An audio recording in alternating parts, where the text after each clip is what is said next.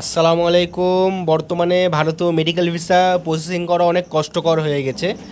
এখানে দুইজনের পাসপোর্ট আছে, এদের আয়ুষ এফআরআরও পাওয়া হয়ে গিয়েছে।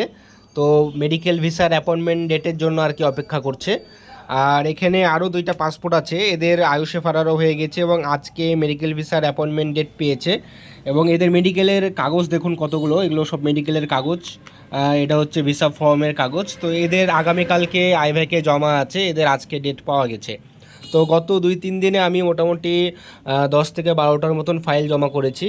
যাদেরকে ভিতরে আইভ্যাকে যাওয়ার পরে কিন্তু অনেক ধরনের প্রশ্ন করে, ইন্টারভিউ নেয়। তো এই সকল প্রশ্নের কিন্তু উত্তর সঠিকভাবে দিতে হবে।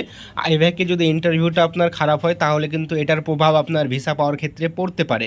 আমি বলছি না যে এটা খুব গুরুতর সমস্যা, তবে আপনার কথা, অ্যাটেন্ডেন্টের কথা এবং পেশেন্টের কথা, যারা সাথে থাকবে এন্ট্রি ভিসায় তাদের কথার মধ্যে অবশ্যই সঙ্গতি থাকা লাগবে। না হলে কিন্তু ইন্টারভিউ যদি আইভ্যাকে খারাপ হয় এবং পারস্পরিক কথার মধ্যে, ইন্টারভিউর মধ্যে যদি কথার অসঙ্গতি দেখা দেয় তাহলে কিন্তু আপনার আইভ্যাকের যে ইন্টারভিউ এটা কিন্তু খারাপ হবে।